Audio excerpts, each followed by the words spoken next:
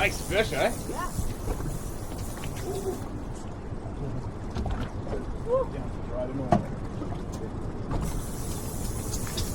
Who's right here?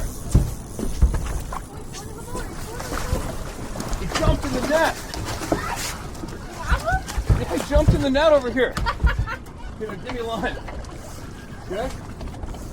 Give me a line? Yeah. Bunch more? Nice. Holy! Yeah! Camera. Cheese. Yes. Woo! What's up, Bubs? What's that? Well, we still. We didn't know yet.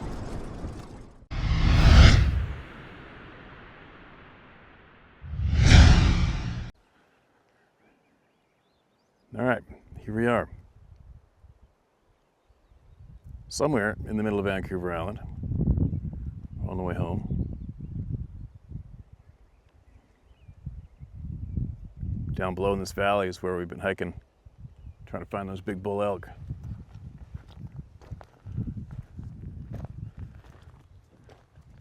There's no shortage of them.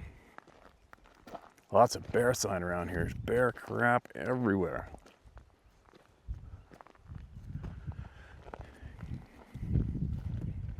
I'll set up right here.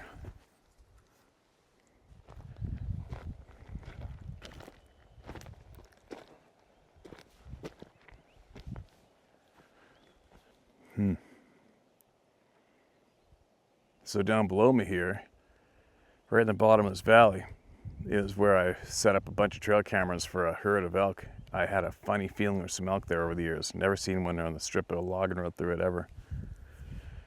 And threw it on the cameras, and that's where the river bottom is, where Sarah got bit by the wasp the other day. I'm gonna be calling up some bulls from right here in the fall for sure. For sure, can't wait. I love those mysteries of not knowing exactly what's living right there in the ways of game. Love it. And there's a bunch of big bucks in there too. But anyway, we didn't get to pull off the live fishing this past couple days.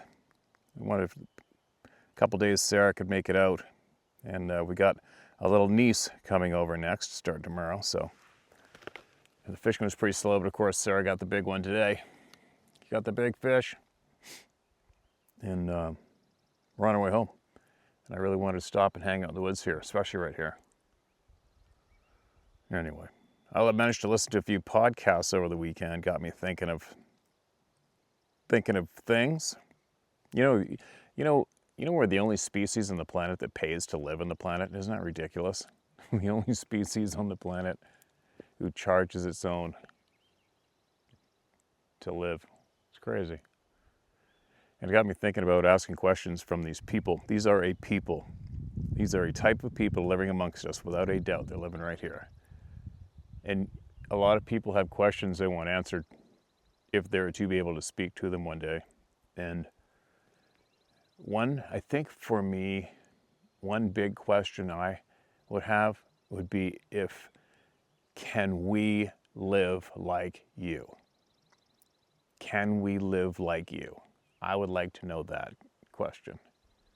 That answer to that question. Can we live like you? They seem pretty free, right? They don't have to pay to live here. And they managed to go somewhere else. I want to know where that is. Where else is it do you get to go? Where do you get to go that we can't go? And can we live like you? That's two big questions I would love to have answered from these people. Wouldn't you? You know? Maybe one day, we'll see. Now, what do we got here? This is titled 15-Minute Boat Ride Turns into a 5-Hour Nightmare. This might be just a crazy adventure story that I've been requesting from everybody. Hello, Steve, Mark, here in Connecticut. I think, CT, Connecticut. And you can say my name. After watching one of your latest YouTube videos about the guys in a drift boat hitting trees in the river and going down underwater, some scary shit right there, I decided to share my experience. You mentioned if anyone has harrowing experience, then please send it in. Yeah, harrowing, or adventure, hunt, crazy ass hunt stories, anything. Like a real good story. I'm all over it. I love a good story. A good experience shared.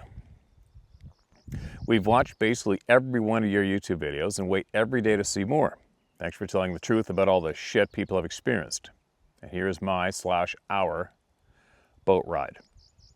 1974, I was 15 years old. I'm 66 now.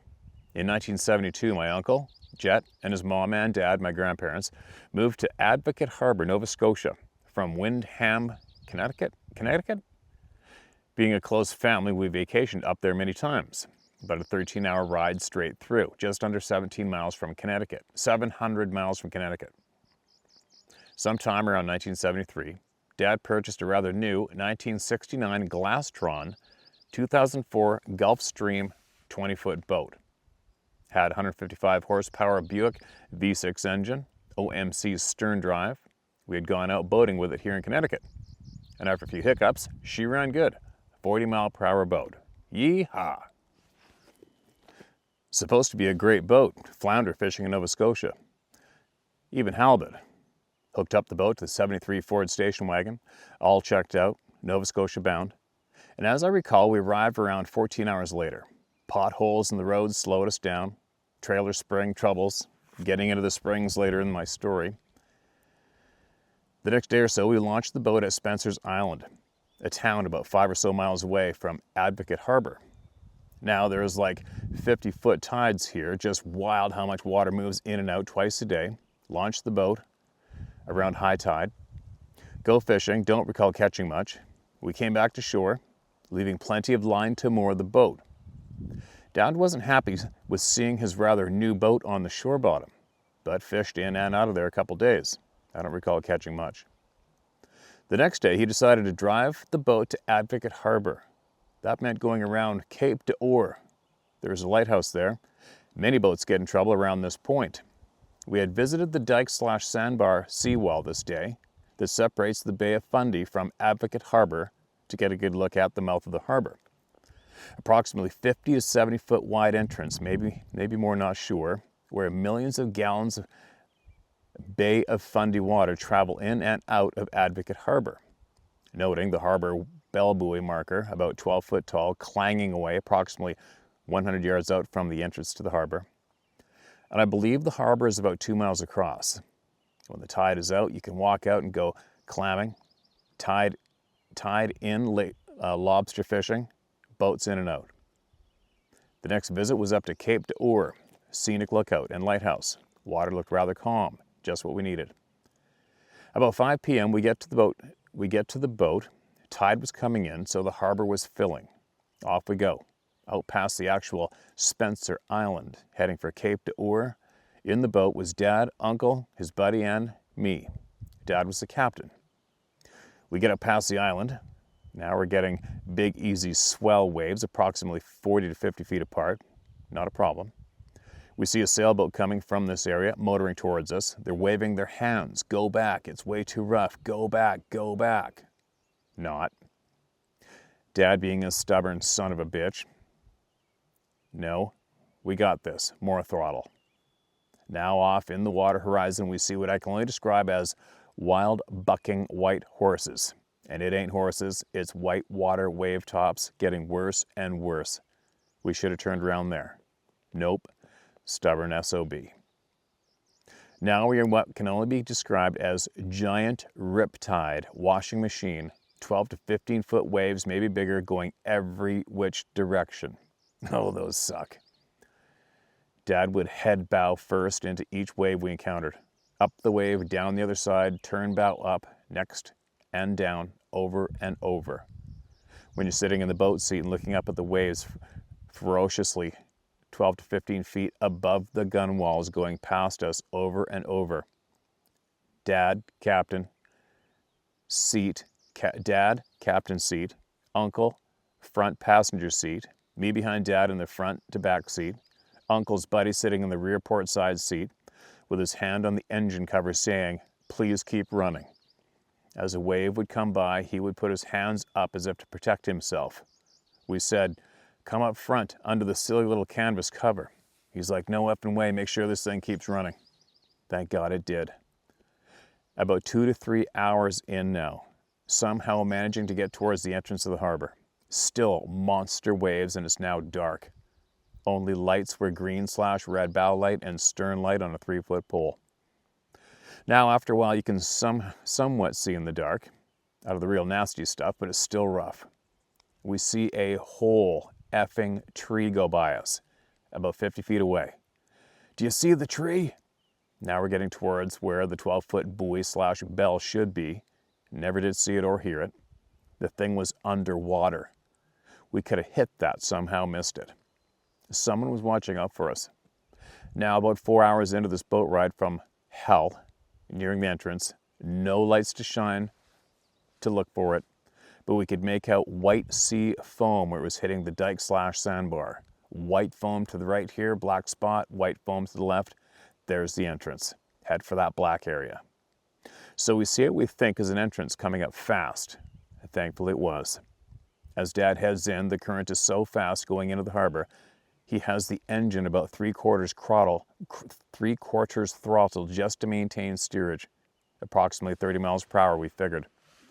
Finally, inside the harbor, we can't see the channel run aground. Finally, inside the harbor, can't see the channel run aground into a sandbar, effed up the prop, but we're inside the harbor. A few minutes, we're floating again. He puts it in gear, boat shaking but moving. Trim lower unit up, run up on the sandbar a couple more times, finally get to shore near where we intended to be. 4.5 hours ago. I think we all kissed the ground when we got off that boat. No doubt. A few resident people, Mom, Grandpa, neighbors, met us at the shore. Townspeople could see we were out there saying nobody should be out in the water. Somehow we made it in. Old man, you did good. So now the trailer springs I mentioned earlier, the potholes busted up the trailer springs, ended up making a trip to Truro, Nova Scotia, to some parts store. Dad got the new spring and parts to repair the trailer, but had already retrieved and loaded the boat up. So he replaced the springs with the boat on the trailer. It was all done somehow.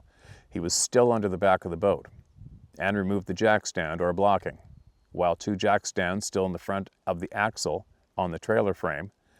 The boat and the trailer pivoted on the front jack stand, squashing Dad into the ground. Oh my God, you gotta be kidding me. I was on a rope swing set playing. Right there next to him, all I heard was like a retching, gasping sound. Dad was getting crushed under a 3,000-pound boat and trailer. I saw the trailer tongue hitch rising up, so I jumped up hanging on the trailer hitch, and my weight made the boat trailer hitch pivot back down, releasing him, and he scrambled from underneath the stern of the boat and the trailer. Saved my dad's life right there. He broke 3 to 4 ribs of that stunt, was in pain for quite a few months, but we all survived that boat ride. Turned into a nightmare in the summer of 1974 in Nova Scotia, Canada. I'm the only surviving member of that boat ride. I'm now 66 years old, and I'll never forget it. Mark Robinson, Canterbury, Connecticut. Rest in peace, Claude Robinson, my dad, Jet Robinson, my uncle, Mickey Lees, the buddy, and great thanks to that 20-foot Glastron 204 Gulfstream boat for getting us through water like I'd never want to see again. When I watch the show The Deadliest Catch, seeing the water them boys are in brings me back to the memory of that night, that day/night. Yeah, no doubt. P.S. Steve, I love seeing your 29 trophy boat with them 500 ponies cranked up on the plane. More of that, please. All in all, the good guy army, fixing what's wrong in the world. Get 'em. LOL. PSS. Oh yeah, Steve, before this boat ride adventure ever happened, in 1971, Dad, Mom, 4 sisters, and me, the cat and the dog, went to Alaska from Connecticut in a 1970 F-100 302 3 in the tree and a Starcraft pop-up tent trailer. Dad went moose hunting out of his Susitna Lodge, Dad went moose hunting out of Susitna Lodge, Denali Highway. He got a 61-inch bull across, 67 inches from eye tine to longest palm knob. What? Holy shit, no way. What a trip. Salmon fishing, Arctic grayling. He got a small caribou too. 16,000 miles, 27 flat tires. Alcan Highway took most of them out. Pop-up trailer axle folded right up into the wheel well. Big pothole. Thankfully, a sign mechanic stopped and had an oxy-acetylene torch. We got it bent back good enough to get to town. One crazy ass adventure. Out off the beach in the town of Ninilchik in a canoe catching halibut when I was 12 years old. See if I can get a couple of pictures of the moose to you and a Glastron boat picture I found on the web. Your dad sounds like he was quite the character, fearless, maybe a little dumb, but and I'm not saying that as being insulting because I've done every dumb thing you guys can imagine. I'll guarantee you, you guys have had a shit pile of adventures. What a dad to be raised by. Wow. Glad you survived. What a nightmare. Yeah, I've been in those waves. I shared that story with everybody here about watching that big boat sinking. 7-hour run offshore in those waves, watching it sink. Terrifying. What's this one? Here's another crazy story. All right, it's going to be crazy story day today. Just an outdoor experience, no hairy forest people involved. All right, let's get into it. Just a quick thank you to you and your clan for all you do for this community. Let's stick to first names. Just for the record, you read my grandfather's experience word for word, twice, before and after your phone crashed, was wiped by the bastards. Those who say you edit these submissions can F off, especially that strange guy. Yeah, isn't it funny that people think that I've had a few people accused me of making up all of these stories that you guys send to me. Is that crazy? This is a drift boat trip gone bad story. Uh-oh. I'd fished with this coworker once before. We lived in Portland, Oregon. We have several rivers in our metro area. On the first trip, we did a Saturday morning to afternoon drift on a pretty approachable section of Clackamas River. No fish, but we worked well together and had a fun float. A few weeks later, he invited me to join a short after-work float on an upper section of the same river. I was uneducated on this river system. This particular state park has 2 boat launches, upper and lower. Between these ramps was a pair of well-known holes that salmon like to hold in. The problem is that access to these holes, you had to navigate a minefield of boulders from the upper ramp or row upstream from the lower ramp. I knew none of this. Well, when I arrived, I discovered that this trip was in someone else's boat. Red flag that neither had ever run that section at any water level. Another red flag. No one wore a life jacket. I don't think there were any in the boat. Within 90 seconds of launching, we broke our oar. Oh no. We then started bouncing off boulders the size of VW Beetles. Each time we hit a rock, the old wooden drift boat would reverse direction and make a noise that sounded like it was going to fly apart. I didn't have time to calculate what I was going to do when the old wooden drifter imploded from hitting the next rock. In 3 seconds, I lost track of how many rocks we bounced off of. We were like a ball in a pinball machine. I do recall sliding backwards down a rock shelf, half in and half out of the water until we hit another rock. How we found calm water in one piece, I'll never know. No fish were caught. It wasn't the last time I accepted an open seat, but I certainly asked more questions going forward. Again, Steve, thanks for what you do. That's a river drifter's worst nightmare, breaking an oar and not having a spare. That's usually ends in chaos, depending on the river. Glad you made it. Super glad you made it. What do we got here? I don't know. I'm going to mark it as red and go in. This is fresh out of the pan. How to hunt t-shirt photo, share, and a couple of quick stories. Okay. I hope I remember the photos because I'm way out here in the woods right now. By the time I get this to you guys, it's going to be much later. Hey, Steve and Sarah. I just listened to your show where you mentioned friends from Alabama went on an Alaskan cruise. This reminded me to share a photo of myself wearing your How to Hunt long sleeve tee as my husband and I just did an Alaskan cruise 2 weeks ago. Maybe your friends saw me advertising your great merch up north. I hope attachment is here. dislike using cell for email. Yeah, who knows? You might have been on the same boat. Anyway, you did read my first email a couple years ago, which was an encounter in 2021 in the Boston Bar area, BC. My very first encounter was just south of there, closer to Hope, back in 1992. My husband and I were driving east on the number 1 highway when I looked out my front passenger's window to see a utility cut line going straight up the side of the mountain. About a quarter of the way up, I saw what looked like a long-haired, red cedar-colored giant being squatting down, maybe eating something or grazing on something in the grass, right in the very middle of this wide opening on this forested mountain. We passed it in seconds, but it was bright out, summertime, and I know what I saw. We even questioned whether I could have mistaken a huge cedar stump for this being, but no. And fast forward 20 years later.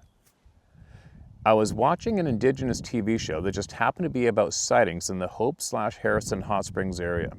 They said people witnessed Sasquatch in that area many times in squatting position, and that their coloring is like red cedar color. That sealed the whole thing for me finally. Thank you again for giving us all a place to share with confidence, and thank you for all of you who share with all of us. Much love. Yes, Steve, you can share all my info and photo if you wish. Carolyn Johnson, Summerlin, BC. Okay, Carolyn, it's, you know what? Just driving by there and looking up there again, then seeing if it's gone. That confirms it too, right? I know what you saw. You know what you saw. Oh, same email is shared twice in a row. That's good. Got it. Got the picture right here too. I hope I remember to put it in the video. Appreciate you huge, and I hope you're talking openly about what you saw in your community. I hope you are. Please write back with any new knowledge you may come across too.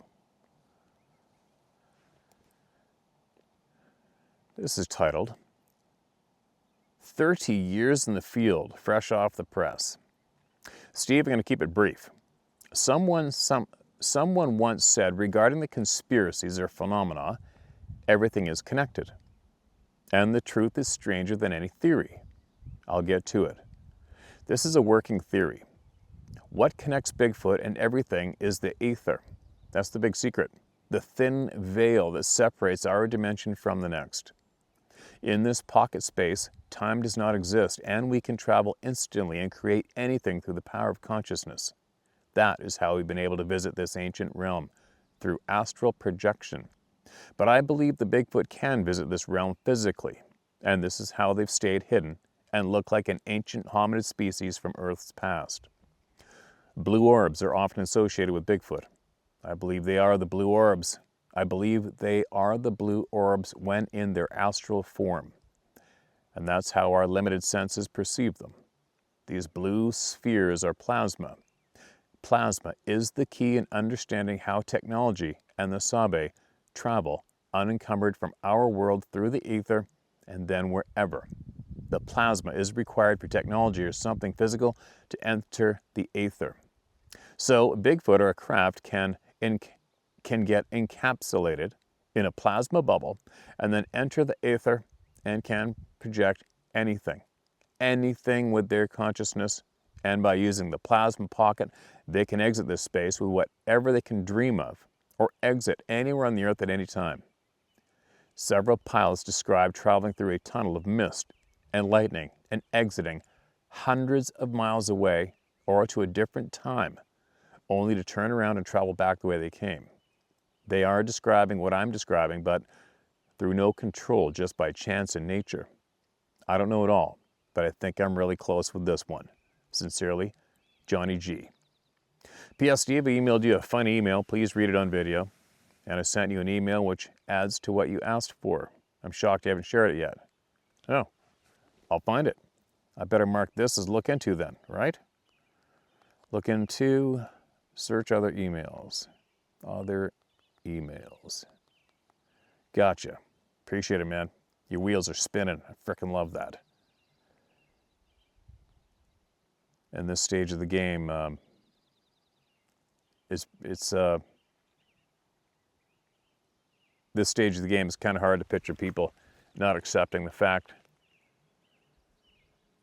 that all this crazy ass shit's going down. It's, you know what I mean, that accompanies this topic, these people, what they can do, where are they going, how can they go there? Can we live like them? You know?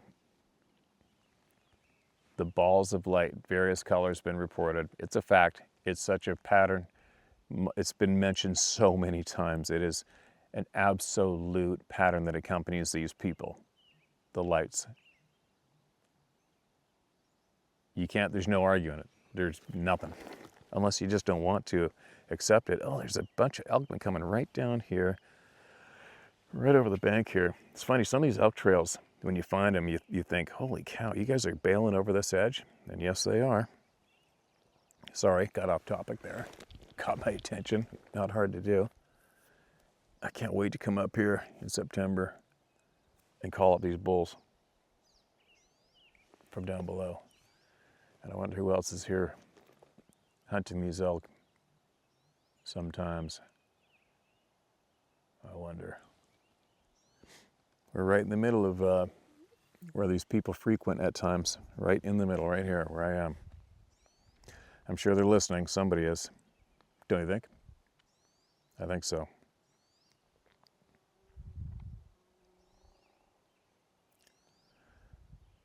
What do we got? I think I got a wall of rain coming. So I'll see if I can get through this one, then I might have to escape. Excuse me.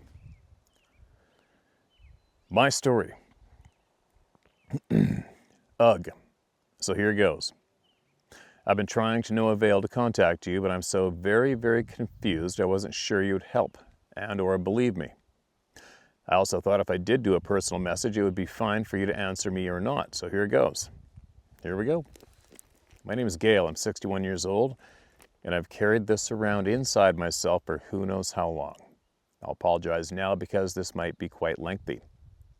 So when I was younger, my dad, who wanted a boy so badly, had 3 girls, LOL. But as it turned out, he became my best friend and I his. He taught me how to hunt, fish, build houses, raise and sell rabbits for friars from as long as I could remember. So when Deet, D-E-E-T, Deet, our nickname for each other, and I would go hunting, I was the dog. I beat the brush and moved the deer, pigs, or whatever we were hunting towards him, and he could make and or take the shot. We were quite the team, and I miss him all the time. Anyway, after Deet passed, I did not lose my passion for hunting, even though my husband at the time was a city boy and knew nothing about guns or hunting. When my oldest son was about 4, hubby and I went hunting/camping, so the first morning, bright and early, myself and the dog went out, as I had seen some nice bucks the year before in this natural forest.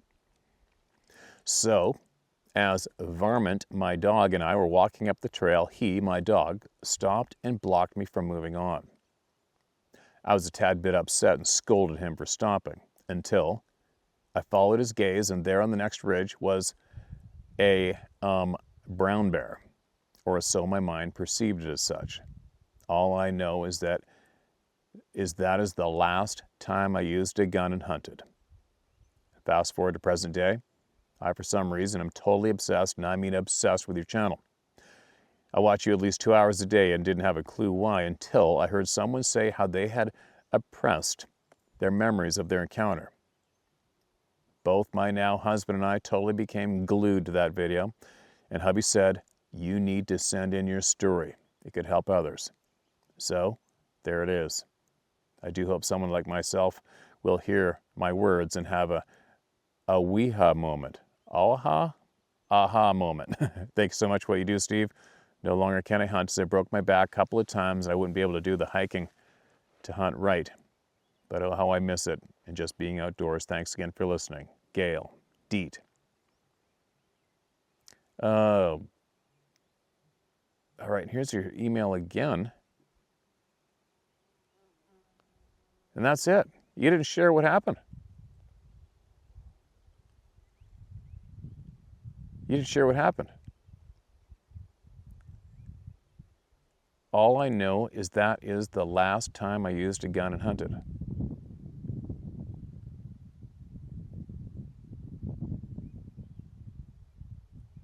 All right, so your gaze, you saw a brown bear, or so my mind perceived it as such. Okay, that's where you chopped off. You left us high and dry. Please do email back and tell us what you saw. Tell us what you saw, what went down. We'd love to hear it. What went down? What did you see?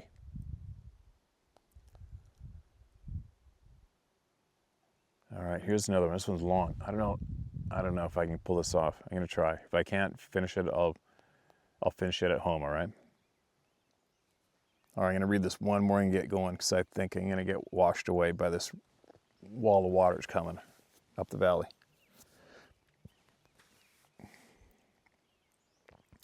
Footprints in RI, possible mind speak, and portal information. All right, let's hear it. Hi, Steve. Thank you for having this place, for sharing information. I'm very pleased to have found your podcast over last winter. You can use my name, Steve Salisbury. I've separated this email into 3 parts, as in the title. Growing up in Chepachet, Rhode Island, Chepachet, Rhode Island, in the 1960s, my grandmother would take me out for walks after snowstorms to look for animal tracks. She was raised on a farm and was always a country girl. We'd find raccoon, rabbit, fox, and possum tracks. But one day in 1967, when I was in the 2nd grade, after quite a deep snowfall, we had gone up 2 fields back behind our house. The 2nd field was up higher than the 1st and bordered by a stone wall. At the stone wall, in one particular spot, you could look down right into the village of Chepachet. It must be Chepachet. There we found tracks that looked like human shoeless footprints, but much larger than my grandmother's tracks. I said, "Who would be shoeless in the snow?" My grandmother was silent. I then said, "Could it be a bear?" She said, "Look at the stride. Bears don't do that." If it was true, I couldn't jump from print to print. She then said, "Let's go home now." After that, I could never go back up into the 2nd field by myself or even with other kids again. And years later, I found that 10 miles away, there were 2 sightings of tall, hairy-covered bipedal creature at the edge of a camping parking lot. Same location, but 20 years apart. Early this spring, on the way home from work, 2nd shift, about 2:30 a.m., I had taken a side road off the highway to get to my village up in the northwest Rhode Island. I saw a dead deer in the middle of the road. Looked like it was very recently hit and a broken neck, and I thought, why not? And called out in my mind, "Are there any forest people within hearing?" with a picture in my mind of what I thought a member of the Sabe looked like. I was surprised to hear a voice in my head questioning, "Who you?" I said, "I'm passing this way. There's a dead deer in the road. If you are close by, come and get him." And pictured in my mind where he was in conjunction to a river and waterfalls. I said, "The deer's in good shape, not smushed," and got an instant question replying, "Smushed?" I pictured deer parts all over the road. That is smushed, and got a picture of a grin. I got a grateful feeling back and a clear message. My family will eat tonight. Now, I don't know if I did get mind speak or if it was my imagination, but the next day the deer was gone, and no sign of the accident or a sign that it had been hit again by another vehicle. I did find out that there was a sighting from the side of the highway by 2 sisters not more than 5 minutes past that spot. Portal information. This will seem crazy, but please read on. My mother, from the time she was 14, had been able to see spirits of dead people. She was a very devout church-goer, and to tell a lie was a great sin to her, so I do believe what she told me. She lost a 13-year fight with cancer 4 years ago. She was a very strong Swede. And about 20 years ago, the amount of spirits she saw grew exponentially. She didn't know why, but every place became very active, and she was able for the first time to converse with them. What? The 2 that spent the most time in her backyard told her that the spirits of the dead used portals to travel through from place to place, that they could see the portals and travel through them. But some portals, they didn't know where they would end up, who or how they were made. They didn't know. but they said they were able to use them by will alone. Most portals they were not able to travel too far from, except if they really wanted to, and it took a lot of will and energy to do so. My mother would be able to see a portal only when a spirit would be coming through or leaving. The air would shimmer like looking at hot asphalt on a summer day from the bottom up, and the spirit would come out. They said the feeling was like going up an elevator, even if the portal was going from east to west. During this last 20 years, my mother found that some of the portals were not just for the spirits of human dead, but from other places, places that scared even her. One portal had spirits that were cat-like creatures the size of a horse with flattened faces and needle-like teeth. She could send them away, again by sheer will. Another portal had human-like creatures with no forehead. The hairline was right above the eyes. Another portal had a creature that the closest thing you could call was a 5-foot-high dragon/lizard creature. I know this sounds crazy, but one thing my mother would not do was lie. If some of these portals are interdimensional, perhaps the Sabe can be using them, their own portals. We don't have the rule book and all of science, and what we don't know has always been scary magic until we learn how it fits into the law of science. I wish you the best on this channel. I hope that some of these questions and mysteries are cleared up in my and your lifetimes. Regards, Steve Salisbury, Rhode Islander. All right, Steve, appreciate it, man. Yeah, it all sounds crazy, but everything is frickin' crazy, right? Everything is crazy in this lifetime, really. But who else can relate to that email? Who has a friend, a relative, family member, or you yourself can do what was just sent in to us about this person's mother? Anyone? Because if you can, or if you are, email us and tell us all about it. It's a safe place to share it, all right? Sure, there's going to be people who scoff. Who cares? Everybody's on their individual ride, right? Every single person's on their individual ride looking for the missing puzzle pieces to their own puzzle. That's what I'm doing. That's what I'm doing. Anyway, I better get ripping. Man, my eyeball, I had something in my eye earlier. Supposed to drive me insane. I didn't think I was going to be able to do this, but it worked out pretty good, but it's getting me now. But anyways, I got somebody coming on here with me tomorrow, the next day, and the next day. Everybody's going to start talking one-on-one with me so you can hear the conversations and the questions I'm going to have to ask and the answers they're going to have to give. And I think it's going to do a lot for the people coming on, a lot for me, and a lot for the people who want to listen. Oh my God, my eyeballs drive me absolutely crazy. I got to get going. Oh. And I got all the equipment back off the boat, so I'll be able to set up the internet in the shop again and get this knowledge train roaring fast. I'm running out of time. I want answers now. I want answers to a lot. Oh. I'll be back tomorrow.